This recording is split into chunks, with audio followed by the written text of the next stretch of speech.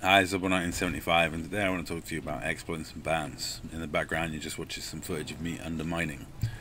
This is my ASP, probably one of my most engineered ship, and even on this, I've only got tier 4 and 5 efficient multi-cannons because overcharged multi-cannons I just can't be asked to get the industrial firmware for.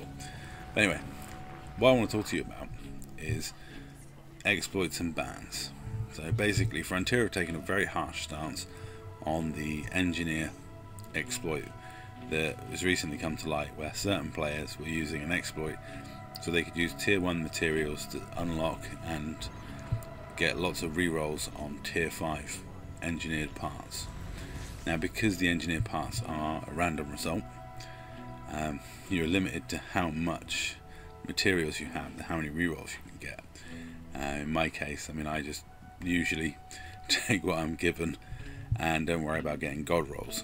Some people will sit there a long time trying to get god rolls, and if that person's only spending like tier 1 materials, so 1 piece of nickel, I can understand why they would end up with much better weapons than I have. In fact, they would have a severe advantage over me. Also, time wise, it doesn't take any time at all to collect massive amounts of tier 1 parts.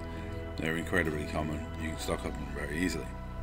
So in a way, I can understand how this exploit is viewed by Frontier and why it's caused such a stir in the community.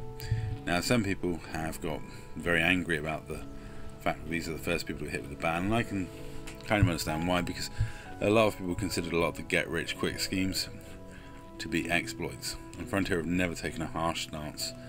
Or as far as I know, they haven't taken a massively harsh stance from some of them. Some of them were a little bit on the grey side of things. Some of them were decidedly dodgy. I've always said if it looks like an exploit and plays like an exploit, it's probably an exploit. You should leave it alone. I did do some skimmer missions snacking.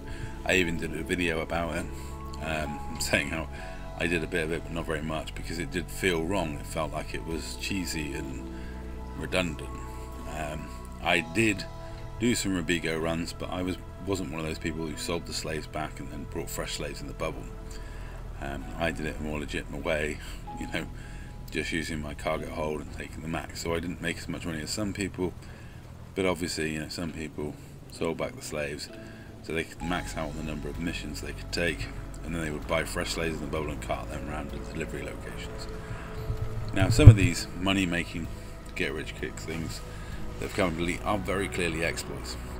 Like I say, Frontier have not taken a step to ban anyone for those, and Frontier have not, as far as I know, banned many people for combat logging, even though we've had masses of instances, and tons of evidence. There's a whole Reddit dedicated to reporting combat loggers and logging how many times they do it. I personally would like to see Frontier do more to combat logging, but really I want to ask you guys' opinion. What do you think? Do you think it was right these players got banned? Do you think it's right all the parts that they made got stripped back? Do you think Frontier should have been harsher with the people that made money very quick from bizarre and little exploited things over time? How do you stand with these things? Do you think Frontier should do more against combat logging? I'm just asking the questions here. I just want to throw it open to everyone.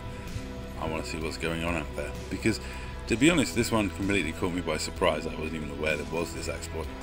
Now, had I known, would I have taken advantage? Hopefully not. Hopefully I'd have restrained myself and not done. But I do really hate the engineer grind, so I can understand someone taking a shortcut to get somewhere where they wanted to be. Certainly, if someone was offering me some cracked industrial firmware, say about 20 lots of, I would take it in an instant and not ask too many questions. So I am quite conflicted about this one. I feel people should have been banned for things over time, but is it because this one went on so long before Frontier became aware? I don't know. Anyway, I'm just asking you guys a question, so what's your opinions?